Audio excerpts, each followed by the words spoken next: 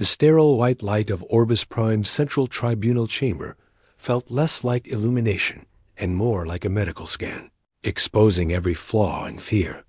The air was perfectly temperature-controlled, odorless, and silent, but for the low hum of the translation grid. Before the towering crescent bench of the Galactic Concorde sat the last 317 Caliph.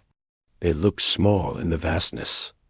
Their simple gray travel tunics, a stark contrast to the shimmering robes and polished exoskeletons of their judges. Jisoo kept her hands tightly folded in her lap, her knuckles pale. She focused on the smooth, cool feeling of the seat beneath her, a physical anchor.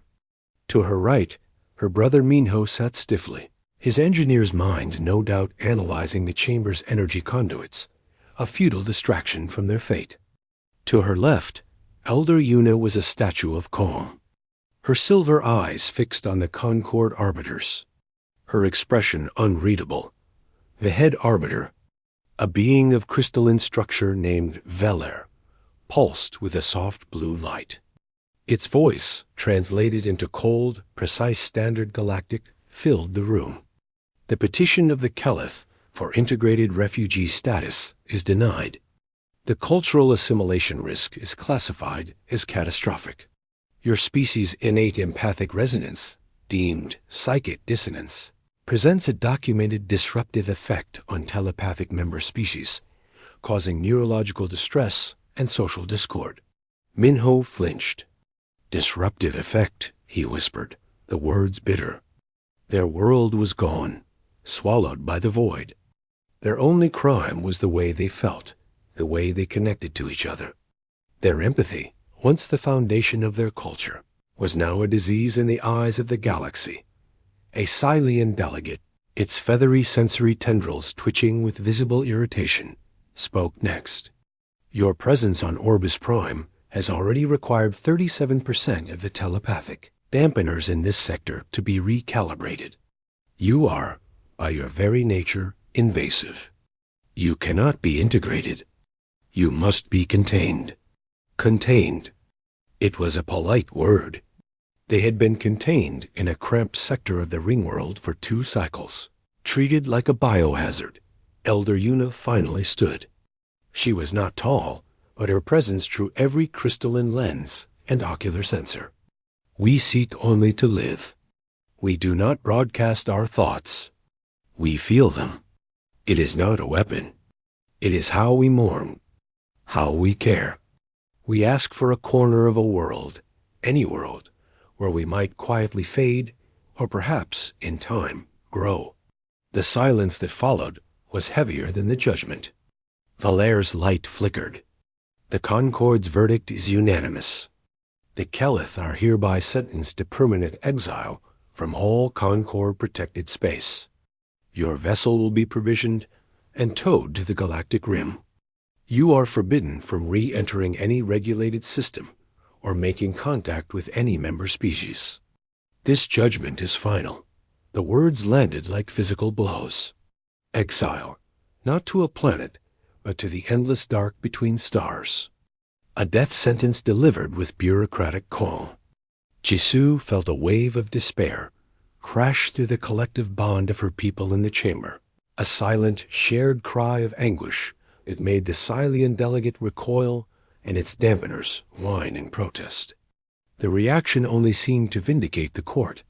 They were escorted back to the last breath, not as passengers, but as cargo. Concorde drones, efficient and impersonal, loaded nutrient paste and water reclinators onto their aging generational ship. The vessel, once a proud ark, now felt like a coffin. Its systems were patched just enough to function, its star maps erased of all Concorde coordinates. They were given a single vector towards a sparse, unmapped, and resource-poor sector dot as the last hatch sealed. Jisoo stood at a viewport, watching the sleek, terrifying bulk of a Concorde tug attached to their hull. The trip to the edge of known space was a blur of shame and silence. The Caliph moved through the familiar corridors of their ship like ghosts, their empathic bonds muted by a collective grief so profound it was almost quiet dot At the demarcation line, the tug detached. A final, terse comes burst echoed in their empty bridge. You are now beyond Concord jurisdiction. Navigational data suggests a G-type star system lies within your limited reach on this vector. It is a non-aligned, pre-contact species. Their designation is human. They are chaotic, fractured, and primitive. Your presence there is of no concern to the Concord. Farewell. The channel went dead. The last breath was alone. The star ahead, Sol, was a tiny, unremarkable pinprick. On the bridge, Minho slumped into the pilot's cradle, running a diagnostic. Life support is at 43% and failing. The jump drive is inert. We have sublight thrusters only. It will take us months to reach that system. If we last that long. Elder Yuna placed a hand on his shoulder. Then we will last months, and we will see this chaotic, primitive star. A final curiosity before the long night. The journey was a slow, desperate grind. One by one, sections of the ship were sealed off to conserve power and air. The gentle, empathic hum of the Caliph grew thinner, fainter, as their numbers dwindled not from violence, but from a quiet, collective fading. Jisoo spent her shifts in the biopod, trying to coax the last of their food fungi to grow in the failing light. Feeling the weakness of each plant mirror the weakness in her people, they passed a red planet, rocky and barren. Then a gas giant with spectacular rings. And then a blue and white marble filled their main screen. It was stunningly, vibrantly alive. Swirls of cloud, vast blue oceans, and green and brown landmasses. Their sensors, even in their degraded state, lit up with a staggering cacophony of signals. Radio waves, thermal blooms, electromagnetic chatter of 1,000 different types. It was the noisiest, most chaotic planet they had ever seen. It's beautiful, Jisoo whispered, her breath fogging the cold viewport. It's deafening, Minho said, but there was awe in his voice too. Their emissions are all over the spectrum. No cohesion. It's a mess. It is life, Elder Yuna said, and it is our only chance. Broadcast a standard distress signal on all frequencies. The Concord said they are primitive. They may not hear it, or they may not care. Minho sent the signal. It was a simple loop. Their coordinates, their species identifier. A single glyph for life support critical. They aimed their faltering thrusters to bring them into a high orbit, a gesture of non-aggression. Then they waited. As the hours ticked by, the hope that had flickered in the chamber died. The humans, it seemed, were either unable or unwilling to answer. Jisoo watched the planet turn below, seeing the lights of the night side glitter like scattered diamonds. So much life, so much activity. So close. She let her forehead rest against the cold glass. It was a cruel joke to die in sight of such abundance. Suddenly, a new signal cut through their bridge speakers. It was a raw, unformatted radio transmission, full of static and strange, sharp tonal sounds. A voice, speaking in a language their computers struggled to parse. Then, a different, clearer voice came through on another frequency. Unidentified vessel, this is the United Nations ship Perseverance. We read your distress signal.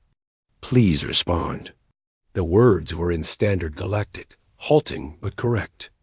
Jisoo's head snapped up. Minho was already working, his hands trembling. They heard us. They're speaking. A visual feed resolved on a secondary screen. A blocky, utilitarian spacecraft, lacking the elegant curves of Concorde design, was maneuvering alongside them. It had large radiators and bold, black lettering on its hull. UN's Perseverance. A human face appeared on the COM screen. A woman with dark hair pulled back, her features set in a look of intense concentration. She wore a simple blue flight suit. Unidentified vessel. I am Captain Su-min of the Perseverance. Your ship appears severely damaged. We are extending a docking corridor. Do you require medical assistance? Please respond." The directness, the simple, practical question, was a shock after the Concorde's cold formalism. They weren't discussing dissonance or risk. They were asking about medical aid. Elder Yuna stepped forward, leaning on Jisoo for support. She keyed the response, her voice thin but clear. "Captain Su-min, we are the Caliph. Our life support is failing. We have many who are weak. We accept your assistance, and we thank you." On the screen, Captain Su-min's serious expression softened, just for a moment, into something resembling a relieved smile. "Understood.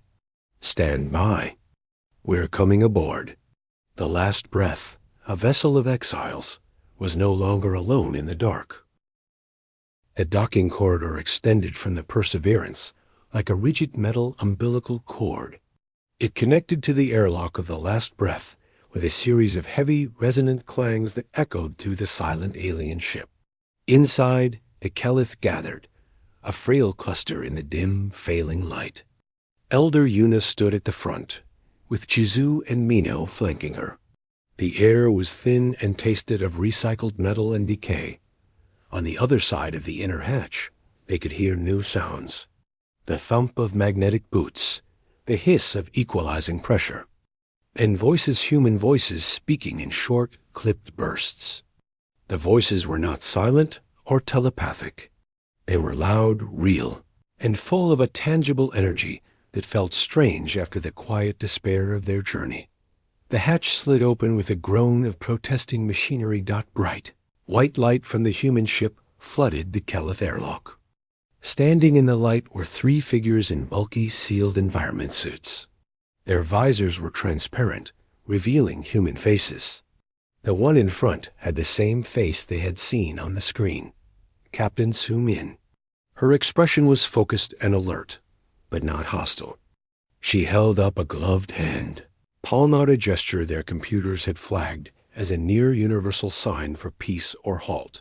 "I am Captain Su-min," she said, her voice slightly muffled by the suit's comms. "Medical team is ready. Can you walk?" Elder Yuna took a slow, careful step forward. "Some of us can, many cannot." She projected a feeling of gratitude, a soft, warm pulse of intention. She didn't know if the humans would feel it, but it was all she had. Su-min's eyes widened slightly behind her visor. She didn't recoil. She simply gave a short, sharp nod. "Understood. We will carry them." She motioned with her hand, and the 2 crew members behind her moved forward with a folded stretcher made of a flexible, silvery material. The transfer was a slow, careful process. The humans were surprisingly gentle. Their movements, though clad in cumbersome suits, were efficient and mindful. They lifted the weakest Caliph, the elderly, and the very young onto stretchers and floated them carefully down the corridor with small thruster packs. Jisoo walked beside a stretcher holding a young boy, her hand on his shoulder, sending him calming thoughts. She watched the humans. They didn't speak much to each other, but their eyes were active, constantly checking on the Caliph, on their own equipment, on the path ahead. There was a palpable sense of purpose. The interior of the Perseverance was a shock. It was all hard angles, exposed wiring conduits, and painted metal surfaces. Panels beeped and flickered. The air hummed with the vibration of engines and the murmur of ventilation. It was incredibly, wonderfully noisy. To Minho's senses, dulled by grief and fatigue, it was not an assault. The chaotic, physical noise of the ship seemed to drown out the painful silence of their own empathic bond, which was currently a low chord of fear and exhaustion. They were taken to the medical bay. It was a bright, clean space filled with scanners and monitors that looked less advanced than Concorde tech, but more robust.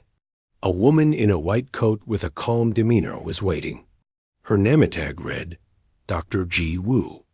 As the suit helmets came off, The humans' faces were laid bare. Jisoo studied them. They had variation in skin tone, eye shape, and hair. Their expressions were clear and changing concern, concentration, a quick smile of reassurance to a colleague. They were not hiding what they felt. Dr. Ji Woo approached Elder Yuna slowly. She pointed to a medical scanner bed, then to Yuna, and made a gentle lying down gesture. "To check your health." "To help," she said, speaking slowly. Yuna understood the intent. She lay down. The scanner passed over her, beeping. Dr. Ji Woo watched the screen, her brow furrowed. Dehydration. Severe calorie deficit. Muscle atrophy. She looked at Yuna and slowly mimed drinking, then eating. Yuna nodded. The real challenge was communication. Words were few. Dr. Ji Woo held up a syringe filled with a clear fluid. She needed to administer nutrients and electrolytes, but the sight of the needle caused a ripple of anxiety among the Keleth. Fear of the unknown. Jisoo stepped forward. She looked at the needle, then at the doctor. She closed her eyes for a moment, pushing past her own tiredness. She focused on the core feeling of Dr. Ji Woo, not the specifics of her thoughts, which were a blur, but the intent. She sensed focused. Care, a desire to heal, and a thread of professional frustration at the communication barrier. Jisoo then turned to her people and projected. Not words, but a simple emotional package. Safety, help. This tool brings strength. The fearful ripple settled. Dr. Ji Woo watched this silent exchange. She saw the Keleth relax. She didn't understand how, but she understood the result. She gave Jisoo a long, thoughtful look, then proceeded with the injection. Later, Jisoo sat with Minho and a few others in a cleared corner of the medbay. A human crewman, a young man with a friendly face named Dae Hyen, brought them trays. On them were small cups of a warm, clear broth and packets of soft, bland crackers. He pantomimed eating enthusiastically. Minho picked up a cracker, sniffed it, and took a small bite. It was dry and simple. He took a sip of the broth. It was salty and warm, and it spread a feeling of real warmth through his chest. It was the first proper nourishment he'd had in weeks. He looked at Dae Hyen and gave a slow, deliberate nod. Dae Hyen smiled, a wide, open expression that reached his eyes. "Good?" he asked. Minho found himself nodding again. "Good," he echoed in his heavily accented Standard Galactic. Jisoo, watching this, had an idea. She had kept a single seed from her biopod on the last breath, a tiny wrinkled thing from their homeworld. She took it from a small pouch and held it in her palm. She caught Dr. Ji Woo's eye. She pointed to a small, potted plant on a desk, a resilient green thing with slightly drooping leaves. Then she pointed to the seed in her hand, and finally she mimed watering the plant. She closed her eyes and focused on the feeling of life, of growth, of a flower blooming from dryness. When she opened her eyes, Dr. Ji Woo was watching her intently. The doctor walked to her desk, picked up the slightly thirsty plant, and brought it over. She pointed from Jisoo to the plant, a question on her face. Jisoo gently placed her hand near the soil, not touching it. She didn't have the energy to truly encourage growth, but she could project the memory of it, the idea of vitality returning to something wilted. She pushed that feeling out, a soft, green, hopeful sensation. Dr. Ji Woo stared at the plant. She looked at Jisoo's face, then back at the plant. Her eyes were wide with not fear, but wonder. She understood. The connection wasn't about words. It was about what was being shared. Back on the bridge of the Perseverance, Captain Su Min watched the feed from the medbay on a monitor. She saw the quiet interactions, the sharing of food, the strange moment with the plant. She listened to the reports from Dr. Goo. "They're severely malnourished and weak, Captain. but there's no sign of active disease. They're gentle. There's something happening with them, a kind of non-verbal communication. It's not threatening. It feels like they're trying to show us how they feel. Su Min leaned back in her chair. The UN Council was already buzzing in her ear, demanding data, assessing risk. Some voices preached caution, fear of biological contamination, or drawing the attention of whoever had cast these people out. She switched her view to an external camera. The last breath hung in space, a dark, scarred vessel next to her own. It was a ship of ghosts, of refugees. She thought of the videos from the medbay, the way the tall one, Minho, had carefully studied. A human tool left on a table, his curiosity obvious. The way the young woman Jisoo had comforted the child. The way the elder had met her eyes with a dignity that spoke of immense loss. Her first officer, a man named Ben, spoke quietly. "The council is split, Captain. Orders are unclear." "What do we do?" Su Min looked at the image of the derelict ship, then at the feed of the Caliph sipping broth in her medbay. She thought of the phrase engraved on a plaque at the ship's commissioning, "To preserve and to explore." "We preserve," she said, her voice firm. "We're not dumping them back into the void. Set a course for Earth, for Jeju Island. A facility there is ready. We're taking them home, and if the council refuses, then," Su Min said, turning her gaze back to the stars, "I will tell them to look at the footage. They're not weapons. They're not a plague. They're people who need a place to be. We're going to give them one." Jeju Island was nothing like Orbis Prime. The air was thick with smell salt from the sea. Damp earth, the sweet scent of citrus groves, carried on a warm breeze. The sky was a chaotic, vibrant blue, not a sterile dome. For the Caliph, stepping out of the shielded transport vehicle into the soft daylight was overwhelming. The colors were too bright, the sounds too numerous. Birds, distant voices, the rustle of wind in pine trees. Their new home was a repurposed UN biocontainment facility, but it had been hastily transformed. The fences remained, but the warning signs were gone.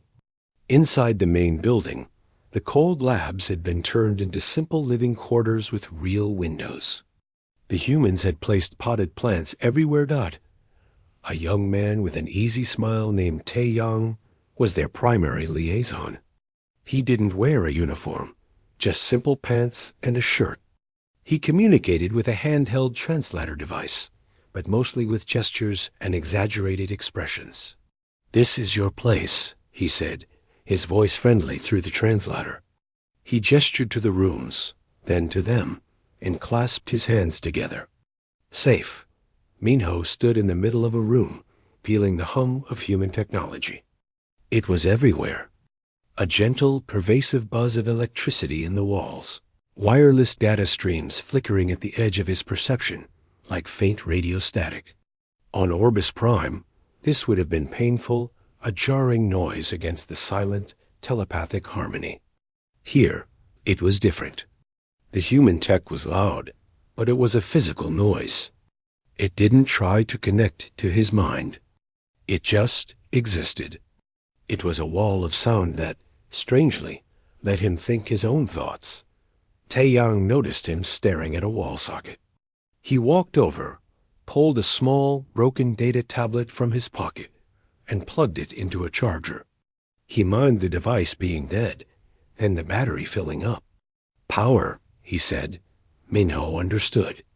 He reached out, not touching the socket, but focusing on the flow of energy. He could sense it, a clean, direct current. It was simple, orderly even. His engineer's mind, dormant for so long, began to wake up. He pointed to the charger, then to his own head, and nodded. Tae-young grinned. Good. Meanwhile, Jisoo was in the small greenhouse attached to the facility. A human botanist, a woman named Hana, was showing her rows of seedlings. Hana spoke softly, pointing to different plants, saying their names. Tomato, cucumber rose. Jisoo listened, but she was also feeling. She reached a hand slowly toward a tray of seedlings that looked slightly wilted. She didn't touch them. She closed her eyes. Her people's bond with growing things was not magic. It was an acute, empathic sensitivity to life force. She could feel the faint distress of the little plants, a thirst, a slight mineral lack in the soil. She opened her eyes and looked at Hana. She pointed to the wilted seedlings, then to a watering can, then made a pinching motion near the base of one plant, suggesting a nutrient issue. Hana watched, fascinated. She quickly checked the soil with a meter. It was dry. She watered the tray. Then she examined the plant Jisoo had indicated. A moment later, she found a tiny sign of early root weakness. Her eyes widened. "How did you?" She began, then just shook her head in amazement. She gave Jisoo a thumbs up. Sue felt a flicker of warmth that wasn't from the sun. It was usefulness. It was being seen for what she could do, not for what she disrupted. Days turned into weeks. Minho spent more and more time in the small workshop the humans had let him use. Dae-hyun, the technician from the Perseverance, often visited, bringing broken or old pieces of human tech, a fried circuit board, a glitching drone, a noisy signal processor. They worked side by side, language less of a barrier when faced with a common problem. Minho was fascinated by human electronics. They were so redundant. If one communication path failed, 3 others took over. It was messy but resilient. His own skills were in elegant, efficient systems. But elegance had failed on the last breath. One day, Dae-hyun was frustrated. He was trying to boost a signal to a lunar outpost, but solar flare activity was causing massive interference. The screen was full of chaotic static. "No good. Signal dies," Dae-hyun said, slumping in his chair. Minho watched the wild patterns on the monitor. This interference was a form of chaotic energy noise. He remembered the Concord's accusation, psychic dissonance. Their empathic field naturally scrambled very organized, delicate telepathic waves. It was a blanket effect that confused precise mental communication. He looked at the jagged lines of static. What if that scrambling effect could be directed? Not as a blanket, but as a targeted buffer? If he could create a field that mimicked the noise of his own people's presence, but tuned it to the specific frequency of this electromagnetic interference, could it cancel the static out? It was a wild idea. He began sketching, using Dae-hyun's computer to model waveforms. He tried to explain by drawing 2 waves that crashed and flattened each other out. Dae-hyun stared, then his face lit up with understanding. Noise against noise? To make quiet? Minho nodded vigorously. They worked for 2 days straight. Minho built a small emitter, a piece of sleek Kelith crystal technology at its core, housed in a rough human casing. Dae-hyun wired it into the comms array. The theory was untested, the design a bizarre hybrid. "Ready?" Dae-hyun asked, his hand over the power switch. Minho took a deep breath. He placed his hands on the device, not to operate it, but to focus. He concentrated on the feeling of his own empathic resonance, that which the Concord hated. He imagined it not as a wave, but as a shield, a precise pattern of disruption. He gave Dae-hyun a nod. Dae-hyun flipped the switch. The device hummed. On the monitor, the raging storm of solar static didn't just reduce. It vanished. A clear, strong signal from the lunar outpost appeared instantly, the audio crisp. Dae-hyun's jaw dropped. He checked and rechecked the instruments. The gain was the same. Only the interference was gone. He let out a loud, shocked laugh and clapped Minho on the shoulder. "You did it. It's perfect. How?" Minho just smiled, a real, tired smile. He pointed to the device. and to his own temple. The very thing that made him an exile had just solved the human problem. The news traveled fast. Soon, other scientists and engineers were visiting, curious about the Kelith stabilizer. Minho, with Dae-Hyan translating, explained the basic principle. The humans didn't care about the source. They cared about the result. They saw a tool, a new form of technology that, at the same time, Jisoo's work in the greenhouse was yielding miracles. Plants under her care grew faster, were more resistant to disease, and produced astonishing yields. It wasn't that she made them grow magically. She could simply sense their exact needs the moment they arose. She was the perfect gardener. Agricultural experts from across the planet began to take note, talking about revolutions in food security and terraforming. One evening, Elder Yuna sat with Captain Su-min, who was now a frequent visitor. They shared tea, looking out at the ocean. "Your people," Su-min said carefully. "They call you dissonant. They threw you away for it." Yuna nodded, sipping the bitter, fragrant tea. "Yes, it disrupts the quiet of their perfect minds." Su-min watched Minho in the distance, laughing with Dae-Hyan as they worked on a larger emitter. She saw Jisoo walking with Hana, both of them covered in soil, smiling. "Captain," Yuna said softly, "what do you call a sound that breaks an unbearable silence?" Su-min thought for a moment. "I call it music." Yuna looked at her, her silver eyes reflecting the sunset. "Yes," she said. "So do we." The sky over Jeju Island was a peaceful, dusty pink when the alarm sounded. It wasn't a local sound. It was a priority signal that pulsed through every secure network on the planet. A raw digital scream of warning dot in the workshop. Minho and Dae-Hyan's new, larger emitter prototype flickered and died as power was diverted. In the greenhouse, Jisoo felt a sudden, sharp spike of anxiety from every human nearby, a collective fear that washed over her like a cold wave. Captain Su-min, who had been drinking tea with Elder Yuna, stood up so quickly her chair toppled over. Her personal communicator buzzed with a severity she had never seen before. Vessel had dropped out of faster-than-light travel at the edge of the solar system. It was not broadcasting any human identification. Its profile matched nothing in any database, but its energy signature was orders of magnitude beyond anything humanity could produce. It was heading straight for Earth, and it was moving fast within hours. The new visitor was in high orbit. It was a smooth, silver ovoid, utterly silent and radiating a sense of cold, superior technology. It made no aggressive moves.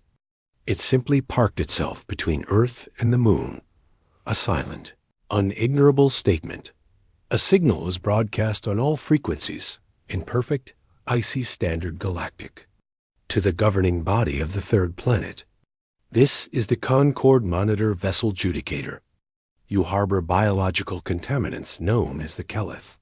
Their presence violates galactic sanitary code. You will surrender them to our custody immediately. Failure to comply will result in your system being quarantined under Article 7, Diseased Space. All trade, travel, and communication with galactic society will be permanently severed. You have one planetary rotation to comply." The message repeated, a cold loop of doom.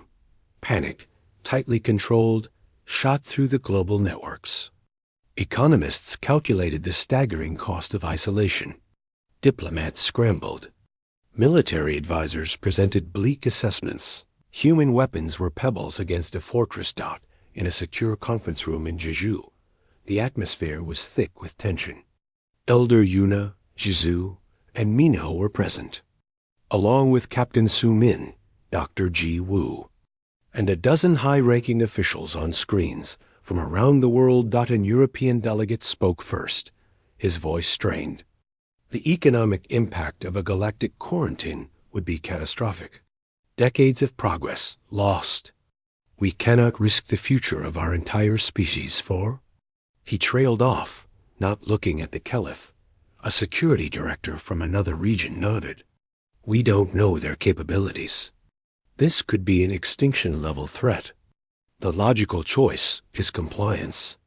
Elder Yuna listened, her face a mask of calm acceptance. She had expected this. The galaxy had found them, and it would take its trash away. She stood.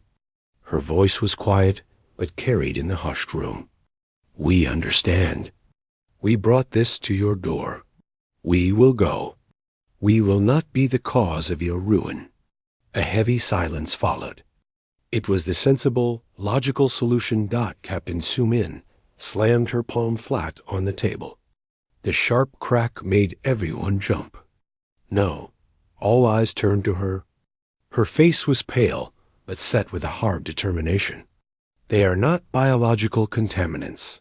She pointed to Jisoo and Minho. Her name is Jisoo. She can speak to plants. She is helping us grow food for a hungry world. His name is Minho. His mind built a device that just solved a communication problem we've had for a decade. They are refugees. They are our guests. And they have done nothing wrong. But the threat, the European delegate began. Sumin is right, Dr. Jiwoo said, cutting him off. Her voice was clinical, forceful. I have examined them. There is no disease. The Concord Sanitary Code is based on their own cultural sensitivity, not medicine. They are afraid of the way the Keleth feel. Are we? Minho spoke up, his voice hesitant but clear. They call it dissonance. It breaks their quiet thoughts. Our empathy is noise to them. An idea, wild and fragile, began to form in Sumin's mind. It wasn't about fighting force with force. It was about fighting a narrow definition with something infinitely broader. The Concord saw the Keleth as a single, unpleasant note. What if humanity showed them the entire symphony? What if, Sumin said slowly, we don't fight them with missiles? What if we fight them with everything else? The officials stared at her, confused. She turned to a communications expert. Every deep space telescope, every satellite dish, every broadcast array on this planet, can we link them? Can we create one focused transmission beam aimed right at that ship? We can, the expert said, bewildered. To send what? A surrender document? No, Sumin said, a fierce light in her eyes. We send them us. We send them what a diseased space really looks like. The plan was insane. There was no time for debate. The Judicator's deadline was ticking down. Orders were given, not through consensus, but through a chain of command that ultimately looked to the UN Secretary General. After a long, terrible minute of silence, she gave a single, grim nod. Do it. Let them see what they are calling a disease. A global effort ignited. From radio telescopes in the deserts to naval communications arrays on the oceans, a network was sensed. The target, the Concord monitor ship, but what to send? There was no time to cure it.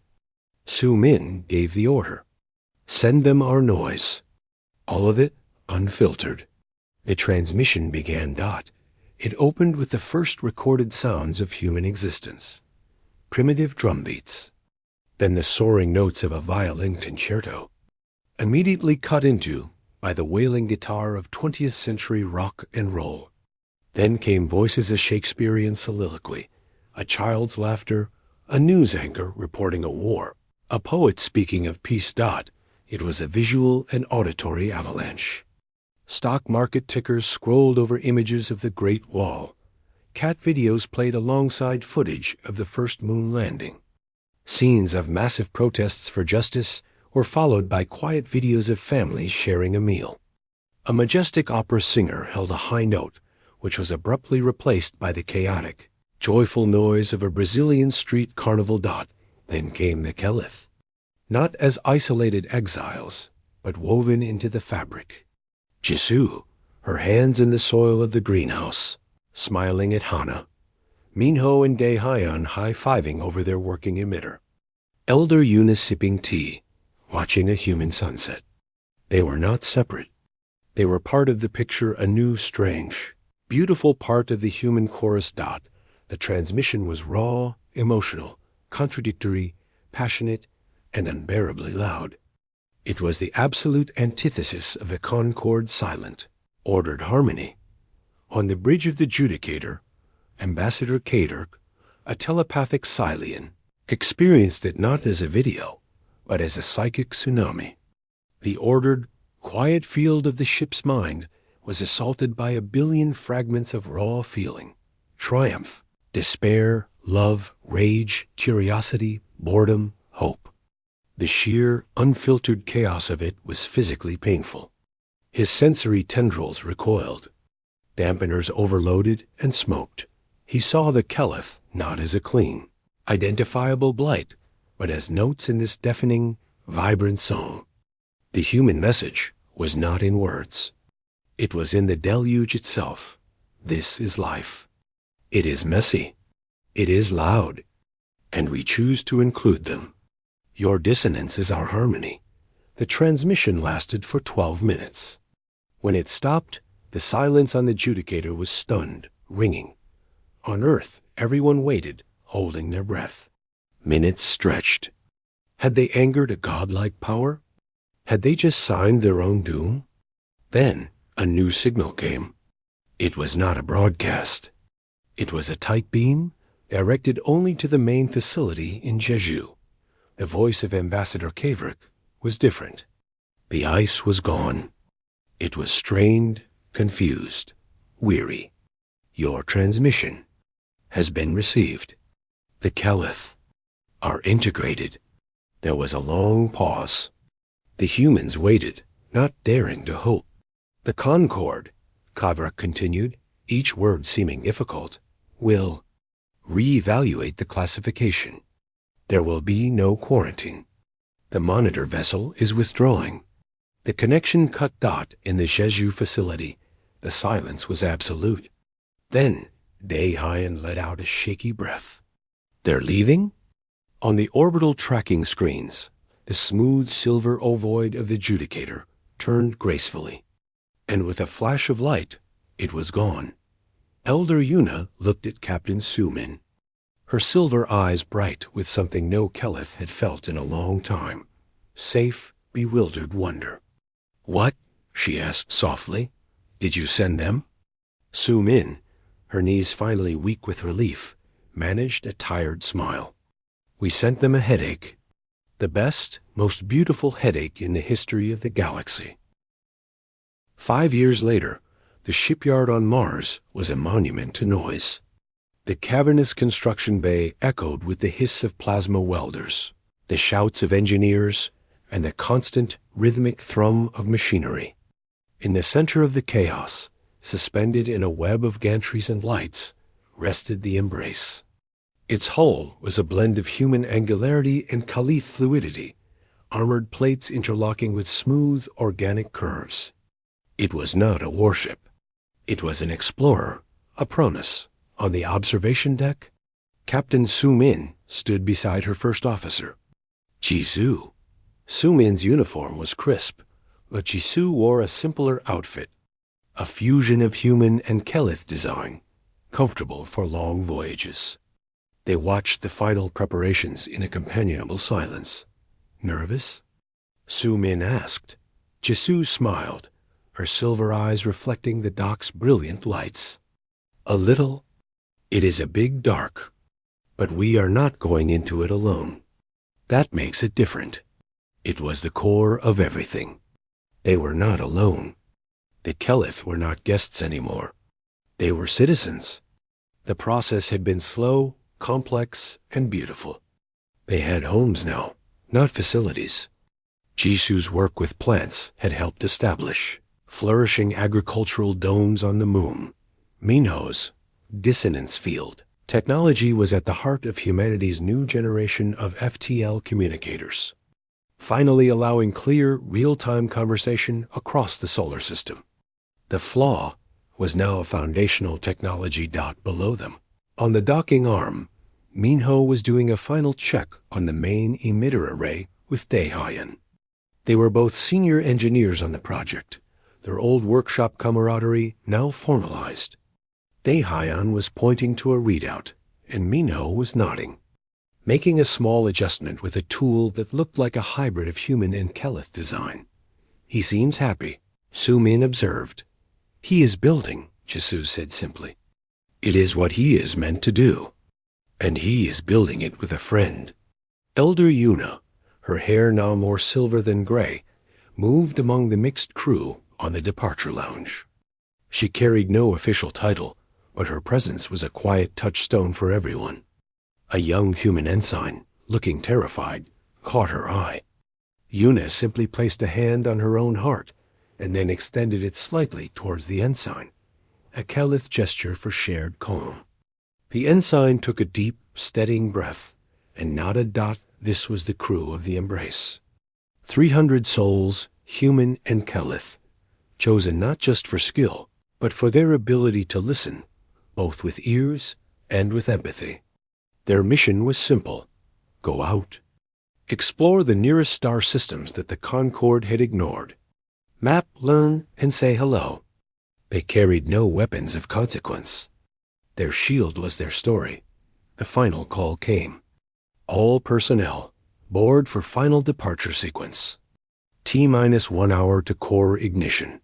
The crew flowed into the ship, a river of different faces, different strides, united in purpose.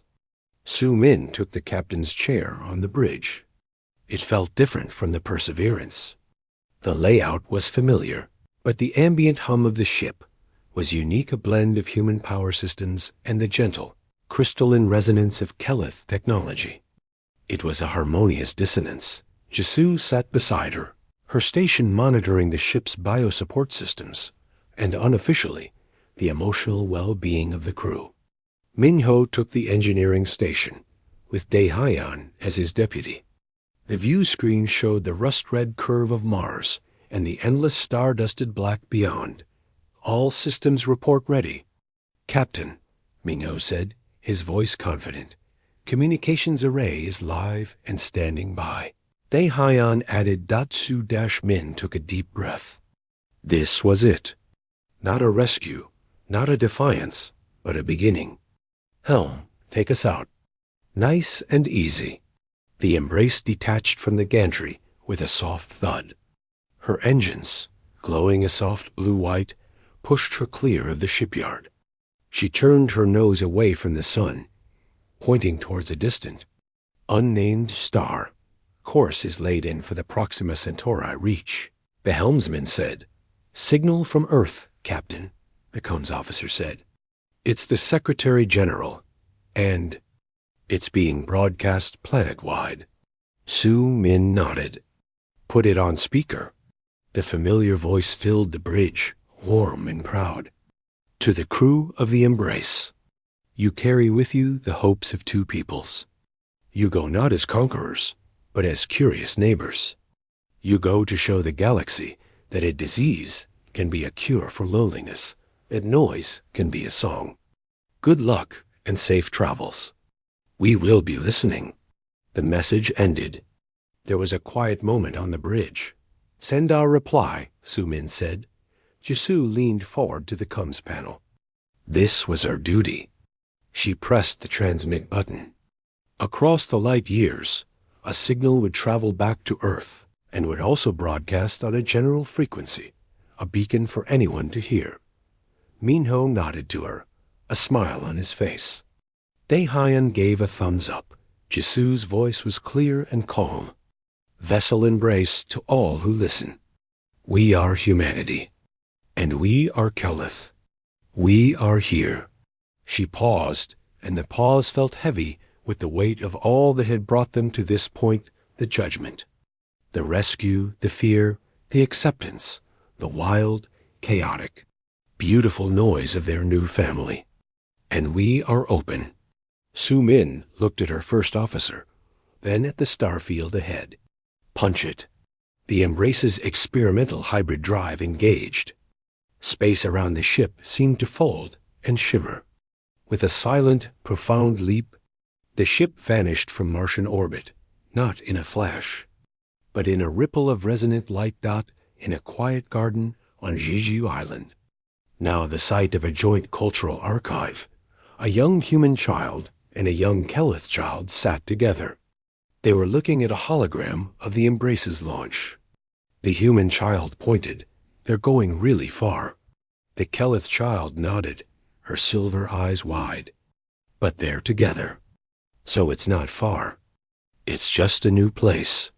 The hologram shifted to show a simulation of the ship's path, a tiny dot moving towards a distant sun. It was a small thing in the infinite dark. But it was no longer a ship of exiles, drifting and dying. It was a ship of the embraced, sailing into the unknown, carrying a simple, powerful message in its very bones, that sometimes the thing the galaxy throws away is the very thing that teaches you how to sing.